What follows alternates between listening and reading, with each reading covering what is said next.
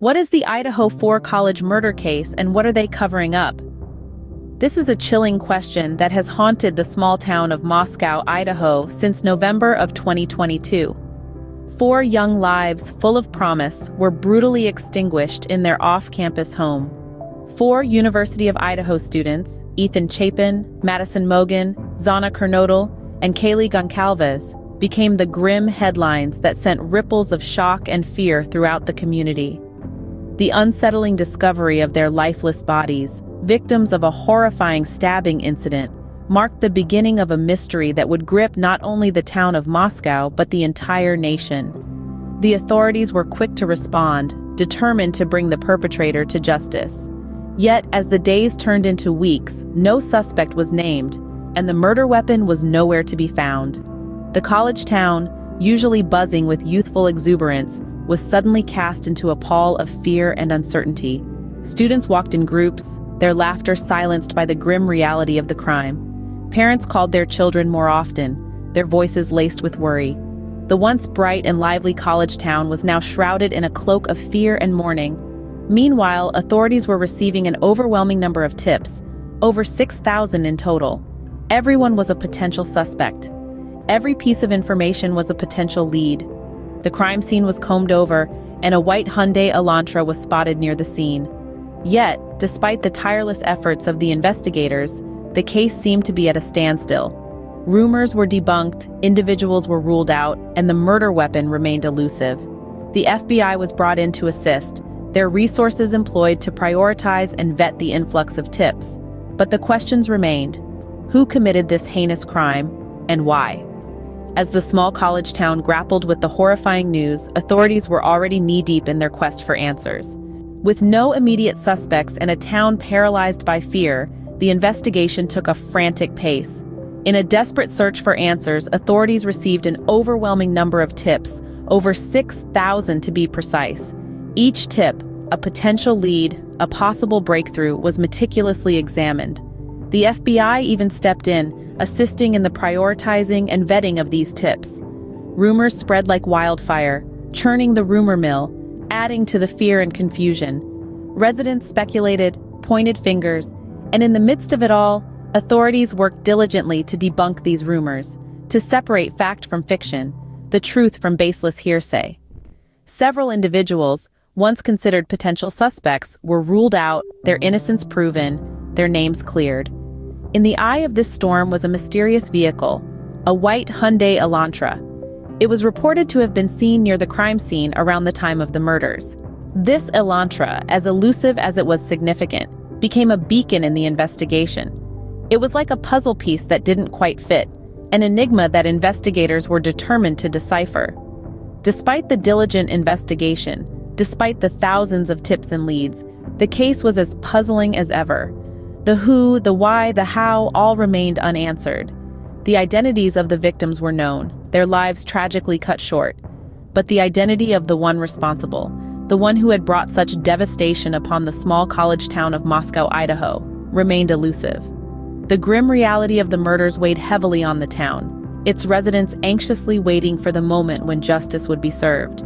Yet despite the overwhelming number of tips and leads, the case remained shrouded in mystery. Then, a breakthrough came in late December, with the arrest of an unlikely suspect. The suspect was Brian Kohberger, a 28-year-old PhD student at Washington State University. This wasn't the profile anyone had in mind.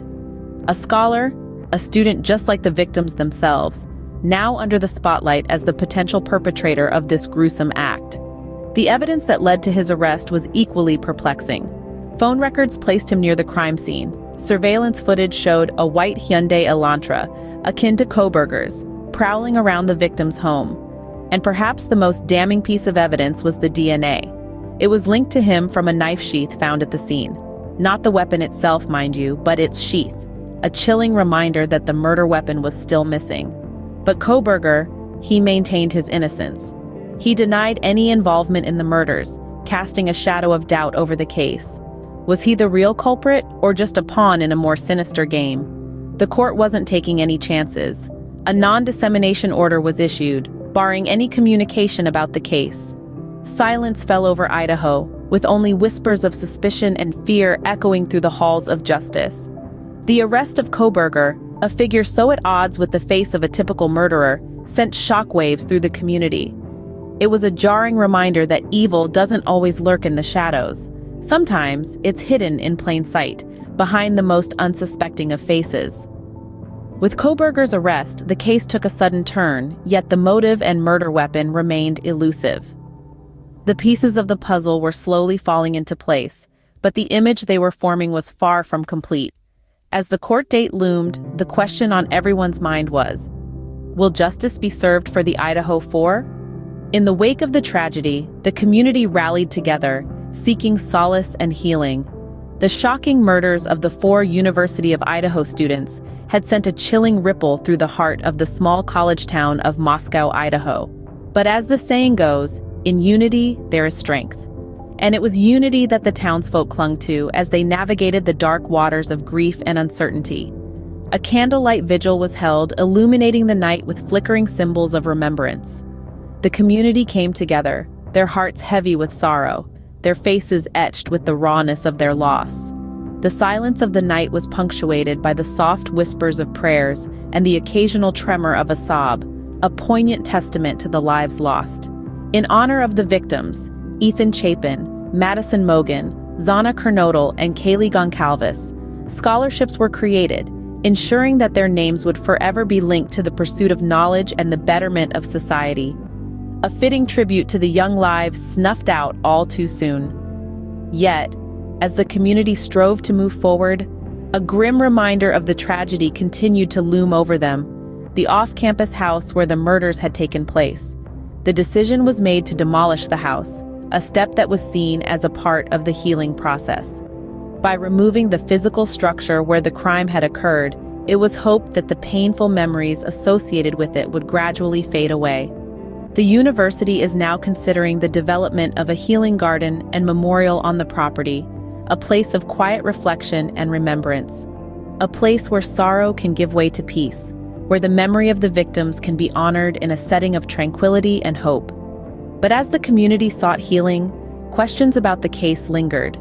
The arrest of Brian Kohberger, the ongoing investigation, the yet unidentified motive and murder weapon, all these elements added to a complex puzzle that was far from being solved. While the investigation has led to a suspect, there are still many unanswered questions. The chilling events of that fateful day in November have left us grappling with a puzzle that's far from complete. Primarily, we are left wondering about the motive. What could have possibly driven Brian Kohberger, a PhD student at Washington State University, to allegedly commit such a heinous crime? We're left to speculate, as no clear motive has been identified. Then there's the question of the murder weapon. While a knife sheath was discovered at the crime scene tied to Kohberger through DNA evidence, the actual weapon remains elusive. The absence of the murder weapon raises questions about the full extent of the evidence against the suspect. The direction of the case also hinges on the upcoming preliminary hearing. Scheduled for June 26th, this hearing could potentially reveal new information or even bring forth new suspects. It's a pivotal moment in the case, one that could either solidify Kohberger's position as the primary suspect or cast doubts on the investigation's findings. Furthermore, the non-dissemination order issued by the court raises eyebrows. This order, prohibiting communication about the case, could be seen as an attempt to control the narrative. But is it a matter of legal protocol, or is there more to this story than meets the eye? Lastly, the decision to demolish the crime scene, the home where the students were brutally murdered, might be seen as a healing step by some. But could it also be perceived as an attempt to erase a painful part of history, to brush the grim reality under the carpet? As we await further developments, we remember the 4 lives tragically cut short and continue to seek the full truth behind the Idaho 4 college murder case.